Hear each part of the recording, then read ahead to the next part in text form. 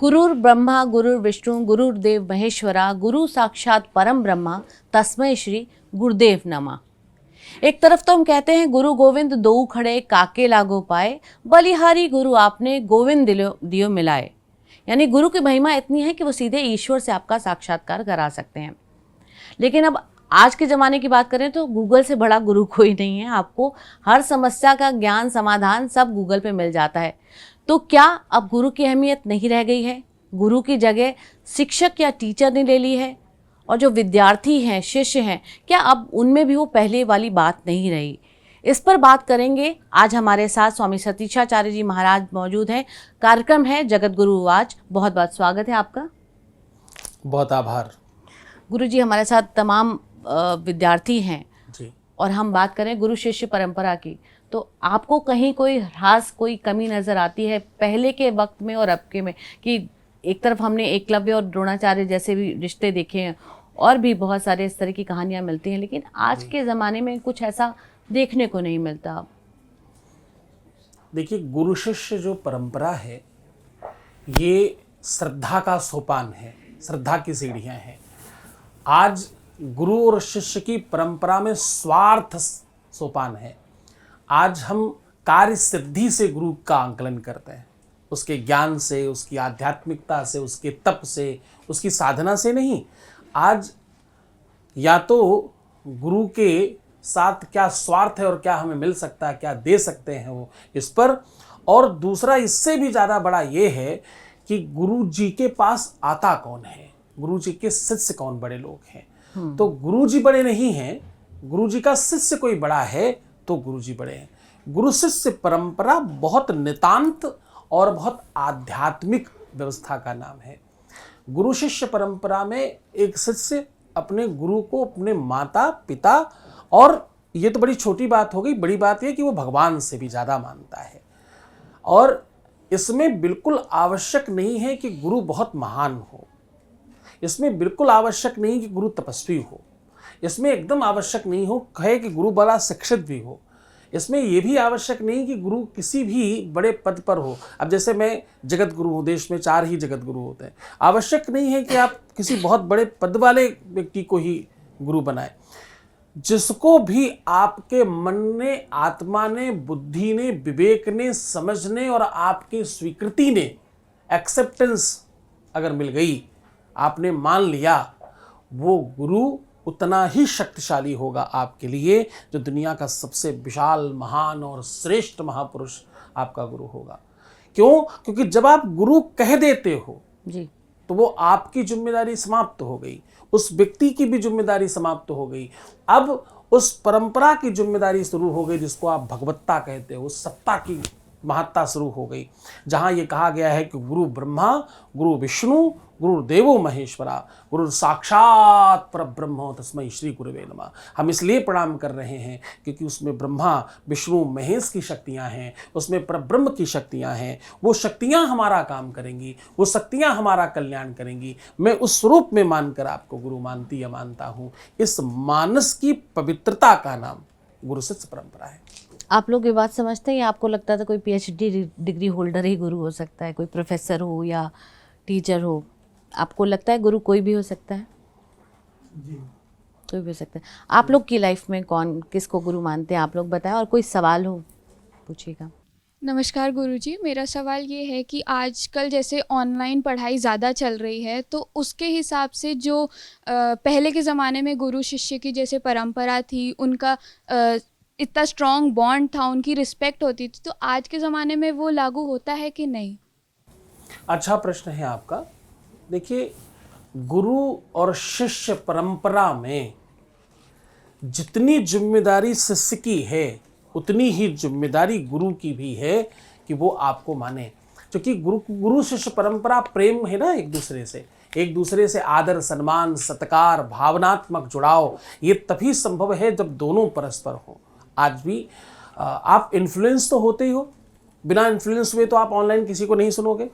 आप सुनोगे ही तब जब इन्फ्लुएंस हो, उनसे उनसे प्रभावित हो, वो तुम्हें ठीक लगते हैं पढ़ाने में, उनकी पद्धति में, उनके बोलचाल के तरीके में, उनका ढंग, उनका परोसने का तरीका, उनका मटेरियल आप तक पहुंचाने का तरीका, समझाने का ढंग, कोई तो ऐसी चीज़ प्रभावित करती है जिससे आप उन्हें स्वीकार करते हो, एक्सेप्ट करते हो।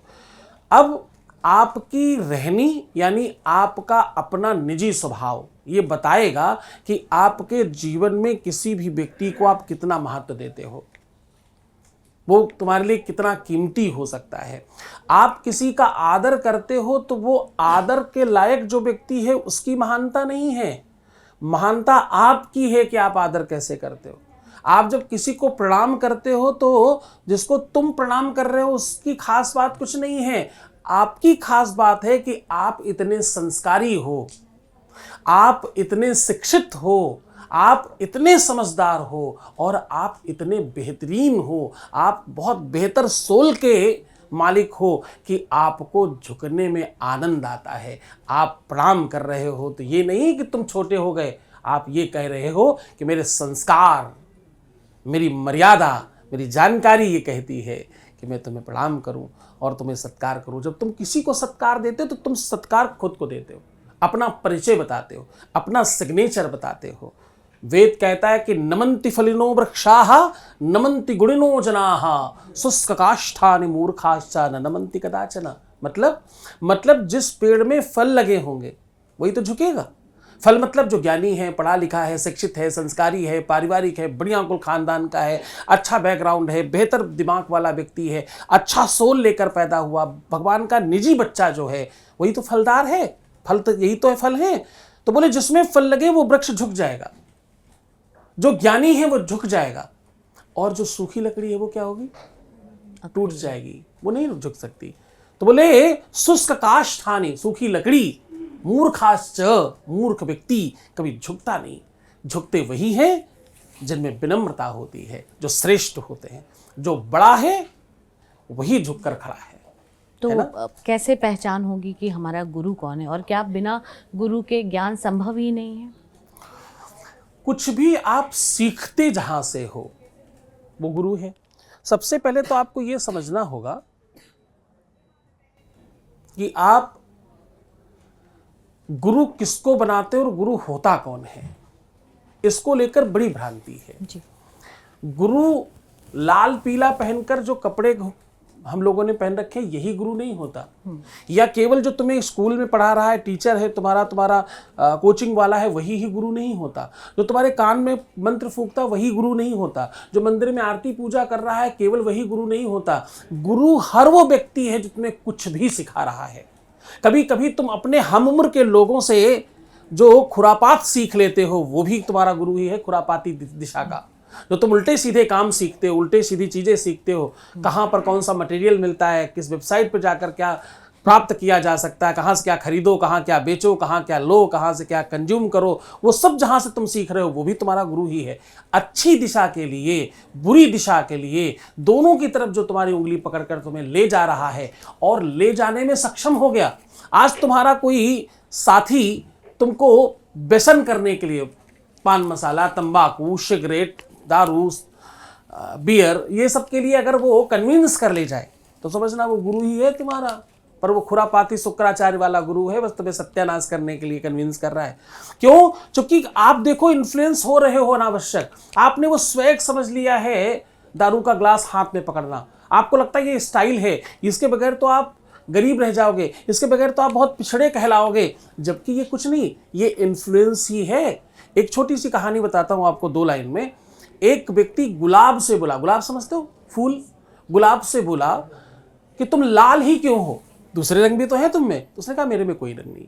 उसने बहुत कन्विंस किया पहले वाले व्यक्ति ने, देख तेरी टहनी हरी है, पत्तियां हरी हैं, कांटे ब्लैक हैं, ये ब्राउन है, तमाम कलर दिखाए। देखो अंदर अगर आपका टहनी का छिलका हटाओ तो अंदर सफ़ेद निकलता है, वाइट निकलता है, इतने रंग तेरे पास, तू लाल ही क्यों निकलता है?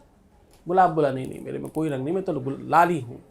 उसने क्या किया, गुलाब को थोड़ा कट किया, उसमें कुछ और जोड़ा, उसको बांध दिया। कुछ दिन के बाद पीला गुलाब निकला। गुलाब को उसने फिर कहा देख तेरे अंदर एक पीला रंग था, मैंने निकाल कर दिखाया। गुलाब फिर नहीं माना, उसने फिर कट किया, फिर कुछ जोड़ा, फिर से उसमें एक गुलाबी गुलाब निकला। ऐसे करते करते उसने कितनी बार काटा, न जाने कितनी बार काटा, और हर बार एक नए रंग का गुलाब, नीला गुलाब, पीला गुलाब, ऑरेंज गुलाब, ये गुलाब, वो गुलाब। और आश्चर्य तब हुआ कि पहले वाला गुलाब जो अपने आप को भूल कर बैठा था वो 2 पैसे का बिक रहा था। अब ये जब दूसरा वाला गुलाब बाहर निकला, अपने रंग को पहचान कर, ये गुलाब महंगा हो गया। पहले वाला गुलाब वहीं पड़ा रह गया, गुलकंद तक जा पाया बेचारा गरीब गुलाब। और ये दूसरा पढ़ा लिखा गुलाब जो गुरु की कृपा से बाहर आया, ये देश विदेश में घूमने लग गया, पूरे विश्व में घूम कर आ गया, और ये बहुत महंगा हो गया। अब ये काम जो गुलाब के जीवन में किसी ने किया, ये गुलाब के लिए तो गुरु ही है ना, जिसने परिवर्तित कर दिया, चेंज कर दिया, ब्रह्मा की तरह पढ़ाया, सृष्टि निर्माण किया, व्यवस्था बना दी और गुलाब को महंगा कर दिया, कीमती कर दिया। वो कौन था पता है? वो एक माली था। तो गुलाब के लिए गुरु कौन है? माली है। ऐसे ही तुम्हारे जीवन को जो परिवर्तित कर रहा है किसी भी दिशा में, वो गुरु ही है। तो भैया बहुत जानबूझ कर, पानी पियो छान कर, गुरु करो जान कर, खूब सोच समझ करके अपने आसपास के साथ बैठे बच्चों को भी गुरु बनाने के पहले, तुम बनाते तो मित्र हो, और वो बगल में बैठे बैठे कब गुरु बन जाए पता नहीं चलता। इसलिए सावधान, गुरु बनाने के पहले 1000 बार विचार करें। गुरुजी, मेरा सवाल था, जब हम भगवान की सेवा करते हैं और फिर उनसे कुछ मांगते हैं तो क्या एक प्रकार का सौदा नहीं हुआ? हाँ, भगवान से कुछ मांगते, भगवान से, गुरु जी से जब तुम कुछ मांगते हो और वो भी सेवा के बदले में कुछ किया तुमने, मान लो तुमने एक फूल चढ़ा दिया, ये सेवा तुम्हें लगती है। अच्छा, मांगा भी जाए तो परस्परता होनी चाहिए। आपने 500 रुपए का प्रसाद चढ़ाया तो 500 का ही सामान मिलना चाहिए, तब तो चलो ठीक है, तुमने को दिया और ले लिया, बात खत्म हो गई। पर तुम देते तो इतना सा हो सुई की नोक के बराबर, मांगते हो ट्रक भर करके। तो ये तुम्हारी मानसिकता को दर्शाता है कि तुम स्वार्थी हो। तो मुझे लगता है ये बहुत अच्छा नहीं है। एक पुजारी ने भगवान से कहा, बहुत दिन तक पूजा करता रहा, भगवान खुश हो गए, भगवान ने कहा मांगो तुम क्या मांगते हो, मैं तुम्हें कुछ देना चाहता हूँ। ये बात सुनकर पुजारी नाराज हो गया, भगवान से दूर खड़ा होकर के डंडा खड़ा करके सामने बीच में बोला, सुनो, मैं अगर मांगू तुझे तो हरगिज न देना कुछ मुझे। बोले हो सकता है मैं कभी मुसीबत में आ जाऊं, कभी प्रॉब्लम में आ जाऊं, कभी संकट में आ जाऊं और कुछ मांग बैठूं तुमसे, पर ध्यान रहे मैं तुम्हारी सेवा करता हूं और तुम्हें सौगंध दे रहा हूं। बोले मैं अगर मांगू तुझे तो हरगिज न देना कुछ मुझे, वरना आशिक नहीं मजदूर कहलाऊंगा मैं। ऐसा लगेगा मैंने मजदूरी करी, मैंने कुछ काम किया, उसके बदले में मुझे तुमने कुछ दे दिया। तो ये आदान प्रदान व्यापार में होता है, प्यार में, भक्ति में। भक्ति का दूसरा नाम प्यार है, हाँ, ध्यान से समझना। तो प्यार में, भक्ति में, चाहे वो गुरु भक्ति हो, चाहे इष्ट भक्ति हो, चाहे तुम्हारी जीवन मर्रा के जो दोस्त यार हैं, तुम्हारे माँ बाप, उनकी भक्ति हो, उसमें प्यार चलता है, व्यापार नहीं। जी प्रणाम गुरुजी, मेरा नाम शानू जैन है, जैन परिवार से मैं बिलोंग करता हूँ। और जैसे कि मेरे गुरुदेव जो हैं आचार्य गुरुदेव श्री विद्यासागर जी महाराज हैं, तो मेरा मानना ये है कि गुरु जीवन में एक होना चाहिए। या फिर आपने जैसे कहा कि गुरु जरूरी नहीं है कि ज्ञानवान होना चाहिए और ज़रूरी नहीं है कि एक उच्च पद पर होना चाहिए। तो महाराज जी, आपको ये नहीं लगता कि शायद इससे हम इस बात से अंधविश्वास को बढ़ावा दे रहे हैं, या फिर किसी को भी अपन आगे सर झुकाएंगे तो इससे अंधविश्वासी बाबाओं का और बढ़ावा मिलेगा, बढ़ती हुई संख्या देखने को यहाँ पर मिलेगी अपन को? अच्छा प्रश्न है आपका। सबसे पहले तो जीवन में गुरु एक हो ही नहीं सकता। हम सबको वो वाला खिलौना पकड़ा दिया गया है जो कहीं होता नहीं है। एक गुरु का कोई मतलब नहीं। पहला गुरु तो आपकी अपनी माँ है, तब तो कोई नहीं था। दूसरा गुरु आपका क्लास टीचर है जिसने पहली बार तुम्हें कुछ पढ़ना वढ़ना सिखाया। तो जीवन में तमाम पथ पर गुरु मिलते, तो एक गुरु होता ही नहीं, ये शब्द ही गलत है। जी गुरुदेव, लेकिन मेरा मानना ऐसा, या फिर जो मुझे बताया गया है अभी तक, कि गुरु जो होता है वो एक ही होना चाहिए। जैसे कि माँ होती है, माँ एक होती है, वैसे ही गुरु एक होना चाहिए। और बाकी का हम सबको अपनी, जैसे अब बड़ी महिलाएं होती हैं उनको माँ मान के चलते हैं, ऐसे ही गुरु मान करके उनके आदर्शों का पालन करना चाहिए। लेकिन ऐसा हमें बताया गया है जो अभी तक हमने एक्सेप्ट किया है। ये विशाल विषय है। गुरु एक जिस दिशा में कहा गया, जिस परंपरा में कहा गया, उसको हमने सब जगह मिक्स कर लिया। हम हिंदुस्तानियों की आदत है, एक दवाई का नाम जान जाए तो हम डॉक्टर हो जाते हैं। इस देश में तमाम लोगों की बात कर रहा हूं, इतनी सी जानकारी में डॉक्टर हो गए। और बड़े डॉक्टर हो गए सर, 10-10 हजार करोड़ का टर्नओवर कर रहे हैं। एक श्लोक सही से जान गया वो महापुरुष हो जाता है। और इस देश में लोगों को आदत है जरा सी जानकारी में ज्ञानी बनने की। तो ये सबसे दोषपूर्ण ज्ञान है कि गुरु एक होना चाहिए। जिस दिशा में कहा गया, ये कहा गया है एक गुरु आपकी साधना पथ पर कहा गया है। जब आप साधना पथ पर चलते हैं, क्योंकि वो पथ बहुत नितांत पर्सनल है, वहां कोई नहीं है, और वहां जरा सा तुम चूक गए तो नीचे गिर जाओगे। क्योंकि साधना पथ बहुत बहुत नीरस और बहुत भ्रामक है, बहुत उसमें भटकाव बहुत है। वहाँ एक ही गुरु होना चाहिए जो तुम्हें समझ चुका है, जो तुम्हें जान चुका है, तुम्हें उंगली पकड़ाकर धीरे धीरे ले जा रहा है, उसे मालूम है तुम्हें कैसे ले जाना है। जैसे डॉक्टर तुम्हें बचपन से जानता है, तुम्हारी प्रवृत्तियों को, तुम्हारे पूरे की पूरे शरीर की गतिविधियों को जानता है कि यार तुम्हें क्या सूट करता है, क्या नहीं सूट करता, तुम क्या खा सकते हो, तुम्हारे लिए क्या उचित है। वैसे ही साधना पथ पर ये ठीक है। बाकी जीवन रूपी व्यवस्था में तो आपको तमाम गुरु मिलते ही हैं। आप रोक नहीं सकते, आप चुनाव कर सकते हैं कि मेरे अपने, जिस प्रकार से आप पानी हर जगह का नहीं पीते, जिस प्रकार से हर जगह आप भोजन नहीं करते, जैसे आप जैनी हो तो जैनियों की तो परंपरा है कि मैं ये नहीं खाता, मैं वो नहीं पीता, मैं ऐसे नहीं करता, मैं वैसे नहीं करता, आप नियम पालन करते हो ना। तो वो नियम पालन जो है वो अंकुश है, वो व्यवस्था है, वो एक ऐसा अरेंजमेंट है जिसमें मर्यादा, जिससे आप बोलते हो। तो आप सेलेक्टिव रहो, क्या करना है क्या नहीं करना, किसको उस अवरे के अंदर लेना और किसको नहीं लेना। बस इतनी जानकारी ही आपको बेहतर कर सकती है। गुरु हर क्षण क्षण मिलते हैं। ये भारतवर्ष है, यहाँ शिष्य नहीं मिलते, यहाँ गुरु ज़्यादा मिलते हैं। हर चौराहे पर, हर पान की दुकान पर, हर चाय की दुकान पर, तुम्हारे हॉस्टल के हर कमरे में एक आध, और ज़बरदस्ती हाथ पकड़कर हिला डुला कर बोलने वाले। सुन रहे हो, सुन रहे हो, सुनो सुनो जरा सुनना। तुम्हें पता है, तुम्हें नहीं सुनना हो तो भी सुनाने वाले यहाँ गुरु ज़्यादा हैं। पढ़ने वाला बच्चा तो विश्व की सबसे बड़ी बड़ी यूनिवर्सिटियों में भी जा रहा है, पर पढ़ाने वाला हर चौराहे पर घूम रहा है। और महाराज जी, मेरा ये भी आपसे एक प्रश्न था। जैसे मैंने आपकी कथाओं में सुना है कि कई लोगों को आप ये बताते हैं कि ये करने से ये हो जाएगा, ये करने से ये हो जाएगा, और पूरे दावे के साथ में आप कहते हैं तो लोगों, और आपने शायद यहाँ तक कि मैंने ये भी सुना है कि लोगों के अनुभव आपके पास आते हैं, वो अनुभव अभी तक 20 लाख अनुभव आपके पास हो चुके हैं, तो उनके आधार पर उन चीज़ों को आप सच मानते हैं। क्या ये वास्तव में आप अनुभव के आधार पर करते हैं, या फिर आपकी कोई ज्योतिषी गणना है या कोई गणित है जिसके आधार पर आप बताते हैं कि ये करने से ये हो जाएगा? जैसे ईशान कोण पर कलश रखने से धन की प्राप्ति होती है या धन की बढ़ोतरी होती है, ऐसा कुछ?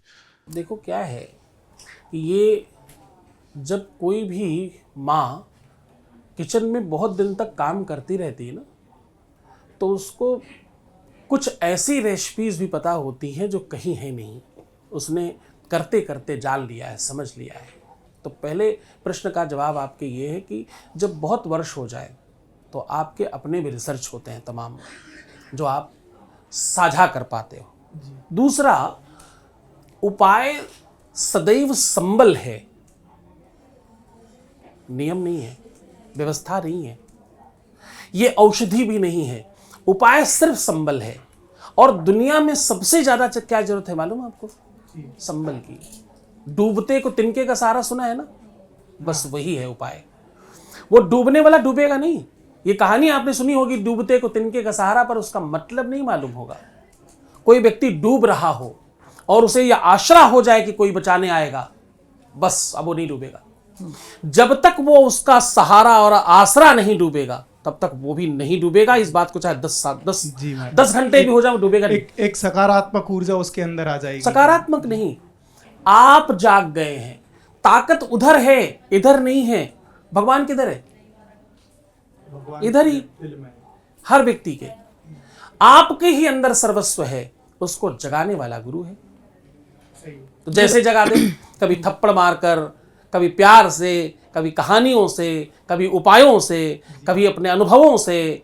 क्योंकि गुरु कुम्हार सिख कुंभ है, गढ़ी गढ़ी महारत चोट, अंदर हाथ संवार देत। और बाहर मारत चोट। जैसे तुम्हारा शेप बन जाए, जैसे तुम्हारा आकार बढ़िया बन जाए, तुम्हें मजबूत बनाने वाला, तुम्हें अमीर बनाने वाला, तुम्हें बेहतर करने वाला, तुम्हें और श्रेष्ठ बना देने वाला अगर कोई है तो उसका नाम गुरु है। गुरु जी, आखिरी सवाल ये है कि अब हमने परंपराओं की बात कर ली कि पहले का जो रिश्ता होता था या स्कूल कॉलेज में वो है, अब एक नया जो युग डेवलप हो रहा है, डिजिटल युग है वो, जैसा उन्होंने बोला ऑनलाइन चीज़ें हैं। एक वक्त के बाद आप बहुत कुछ गूगल, चैट जीपीटी या एआई का जगह आ गई है, तो ऐसे डिजिटल युग में गुरु का क्या स्थान है? हम किसी इंसान को गुरु मान के चलें या हम बाकी चीज़ों, परिस्थितियों को भी गुरु मान के चलें, तो उसमें गुरु की अहमियत क्या है? और दूसरी बात यह है, उसमें आदर कितना महत्वपूर्ण है? हम क्योंकि मशीन का कितना आदर करें, हालांकि हमारे यहाँ विश्वकर्मा पूजा होती है और सभी चीज़ की हम पूजा करते हैं, लेकिन मशीन को कितना आदर सत्कार दे सकते हैं? और ख़ासतौर पे जब बच्चे स्कूल में भी टीचर की बुराई कर ही लेते हैं क्लास से बाहर जाकर। नहीं, आपके प्रश्नों में सबसे पहले महत्वपूर्ण, गुरु आपके जीवन में बहुत महत्व रखता है। गुरु कैसे बनाए, ये थोड़ा समझने वाली बात ये है इसमें कि गुरु तुम्हें नहीं बनाना, गुरु तुमको भी बनाएगा और तुम्हें गुरु बनाने में जो व्यवस्था है, जो विचार है, वो भी वही देगा। पहचाने कैसे? वो आप कहाँ पहचान सकते हो? आप पहचान सकते होते तब तो तुम बढ़िया शिष्य हो जाते। वो पहचानने की ताकत भी तुमको गुरु ही देगा। एक बात और बता रहा हूं, गुरु की बुराई करना, गुरु की बुराई सुनना, गुरु की बुराई समझना, ये जो थोड़ी देर पहले ये बच्चे कह रहे थे ना, अंधविश्वास, ये वर्ड ने, इस शब्द ने सब सत्यानाश कर दिया है। अंधविश्वास जैसी कोई चीज ही नहीं होती। कोई ढोंगी भी हो ना, उसके प्रति भी श्रद्धा रखिए, क्योंकि वो स्वरूप से ही सही, उसके बाहरी आवरण से ही सही वो गुरु है। एक काल में मां भारतेश्वरी, माता सीता ने रावण को इसलिए नहीं अपने आप को हरण करने दिया कि वो ताकतवर था। वही सीता लंका में बैठकर एक तिनका उठाकर उसके समय के सामने कहती, सुन, तृणधर वोट कहत बई देही, सुमिर अवधपत परम स्नेही। सुन, सामने इधर आ मत जाना। एक तिनका उठाकर, तलवार नहीं है, लंकेश के सामने एक स्त्री, एक महिला कह रही, भारतेश्वरी कह रही, सुनो, इधर नहीं, सावधान। वही भारतेश्वरी बिल्कुल अबला की तरह सामान्यतः रावण के साथ उठकर चली आई। उसके पीछे वो जो बाहरी आवरण था, जो स्वरूप था, जो रंगा हुआ कपड़ा उसने पहना था, वो जो भेष उसने बनाया था, उसकी मर्यादा रखने के लिए उन्होंने किया, किसी भी स्थिति में मेरे गुरु की बुराई कर मत देना। मेरे गुरु की बुराई करने से तुम्हारा भी सर्वनाश हो जाएगा। मेरे गुरु के बारे में अगर कुछ कहा तो तुम सदैव पूरी तरह से समाप्त हो जाओगे। तुम क्या समझते हो, तुम बुराई करोगे और मैं सुनूंगा? तुम्हें क्या लगता है कि तुम बुराई करते रहोगे और मैं सहन कर लूंगा? तुम्हें क्या लगता है तुम ये सब करके ऐसे ही रह लोगे? भगवान सुन रहा है, ईश्वर सुन रहा है, उनकी शक्तियों से तुम अनजान हो सकते हो। ऐ नादान, जाग जाओ, वरना तुम्हारा वही हस्ल होगा जो रावण का हुआ था। भैया, गुरु परमात्मा है। गुरु की बुराई सुनने में भी पाप लगता है। गुरु की निंदा सुनहि जो काना, होए पाप गौघात समाना। गाय की हत्या के बराबर पाप लगता है। पाप मत करना। जी, बहुत बहुत धन्यवाद गुरु जी। तो बहुत कुछ आपकी श्रद्धा, आपके विश्वास, आपकी मान्यताओं पर है। और जिसे विश्व की सबसे प्राचीन नगरी कहा जाता है, उस बनारस में तो चलते फिरते कण कण को भी आप कहते हैं काहो गुरु। तो अगर आप मानने पर आते हैं तो हर चीज़ में, हर सृष्टि में जो भी चीज़ें हैं, कोई एक इंसान की बात नहीं है, वो आपको सृष्टि की हर चीज़ गुरु के तौर पर कुछ ना कुछ ज्ञान देकर ही जाएगी। तो सब कुछ आपकी अपने मान्यता पर है, अपने विश्वास पर है। बहुत बहुत धन्यवाद। इस एपिसोड में इतने ही। मिलेंगे दूसरे एपिसोड में किसी और शंका के समाधान के साथ, किसी और समस्या का हल लेकर। धन्यवाद, नमस्कार।